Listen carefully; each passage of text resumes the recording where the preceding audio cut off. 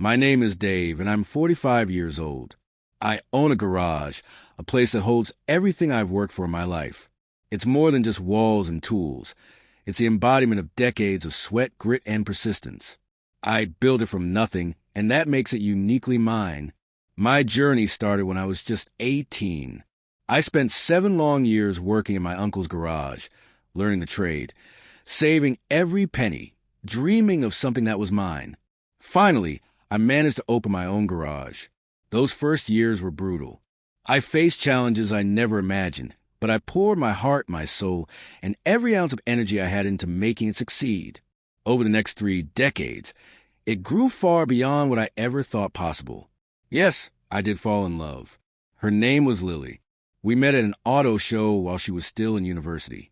There was something instant and undeniable about our connection. We exchanged numbers and stayed in touch despite living in different cities. A few months later, she visited my home for the first time, and there was a strange, magnetic feeling in the air, like something significant was beginning. But life threw her a devastating curveball. Her parents passed away, leaving her on the brink of dropping out of school. I couldn't bear to see her struggle, so I used my savings to help her finish her education. The gratitude in her eyes, the tears, the tight hug she gave me, those moments became etched in my memory. 5 years later, Lily moved in with me, and life felt perfect. She started a job at a local law firm, and we were raising 2 wonderful children. Maria, now 18, was on the verge of finishing university, and Jack, 17, was chasing his dreams in a local rock band. Watching them grow, seeing them pursue what they loved, it gave me a sense of fulfillment that was hard to describe. But over the years, something shifted in Lily.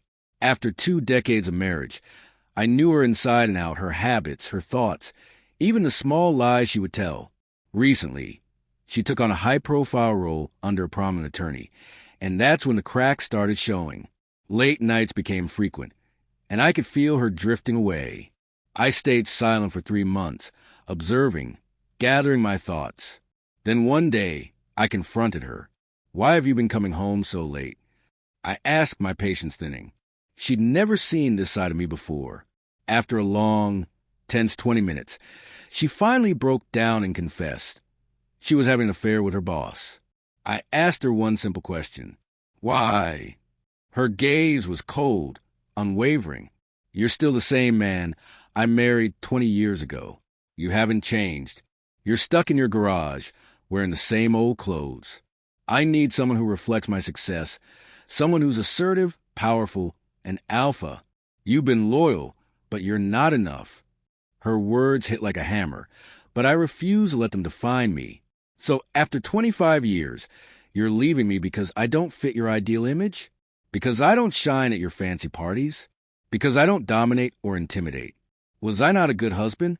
I supported your education, raised our children, ensured they went to college, and that's still not enough." She stood her ground, voice steady. "You need to understand.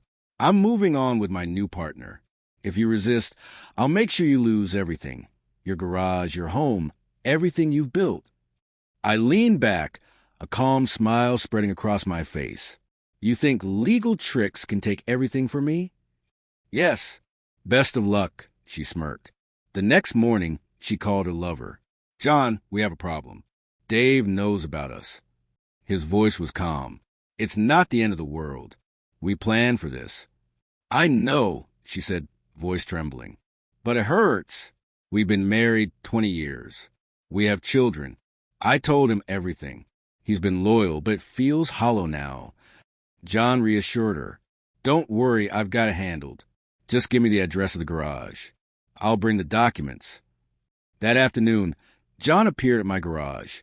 "Mr. Brown, may I come in?" he said, confident. "I know who you are." I replied, "Lily told you about us?" "I'm her boss, and I have a team of top attorneys. If you resist, we'll bury you in legal battles, divorce papers, restraining orders, everything. Your garage will be seized," he said with a smirk. I chuckled. "You think you can intimidate me?" He straightened, smug. "I've done it before." I stood up, towering over him. "Listen, John, I built this garage with my own hands. I devoted my life to my family and my work. You can try to take everything from me, but there's one thing you'll never have, my spirit. I've been unbroken for 45 years, and I won't start now. John faltered but regained composure. We'll see about that. Earlier he had told me, you need to assert yourself with your wife, not through charm. Embrace your role as a leader. Set the tone. That's what I did with her. It worked. I stepped forward. My fist connected with his face in a crushing punch. Teeth and bones shattered, and he crumpled to the ground in disbelief. Consider that lesson won. Before he could recover, I hauled him up and drove an uppercut into his diaphragm. He gasped, collapsing to the side. I brought my boot down on his outstretched hand, snapping bones. Then I stomped on his chest, breaking ribs. Lesson 3 and 4. I said coldly, Mr. Alpha. I muttered, you might want to stay quiet. I was planning to let you walk away without consequences. But now, you're getting a masterclass in alpha behavior. The alpha isn't always the strongest or smartest. He's the one who is ruthless, the one who takes decisive action. And you're nowhere near that. I removed my foot, watching him writhe. You have options. Go to the police. They may or may not help. Worst case, I serve 5 years. 5 years to sharpen my skills further. When I get out, we'll talk again. Or you can take this as a cautionary tale about sleeping with another man's wife. Breathless and bloodied, John could only stare as I told him to leave my workshop. Later that evening, Lily called him. John, where are you? You should be back. His voice was weak. I've been moved to the hospital. Your husband, he's more than I expected. Broke my nose, my left hand, a few ribs, maybe even my cheekbone. Lily's voice trembled. That's impossible. Dave's never been violent.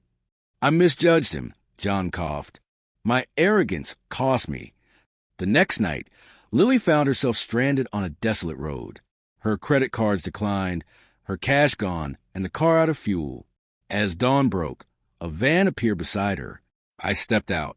Get in, I said, not waiting for a response. She climbed in, shaking. I drove in silence, then finally spoke. Here's how this is going to go. You file for divorce. No alimony, no shared assets. Everything I earn stays with me. You give any reason you like for the divorce, but once it's finalized, you leave the city. My kids can see you if they choose, but not in my presence. Pack and leave by 11 a.m. tomorrow, or your things will be burned.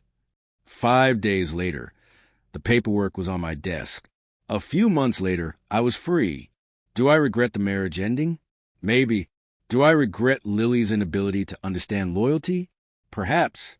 But I don't regret showing John and anyone else who dares cross me exactly what an alpha male looks like.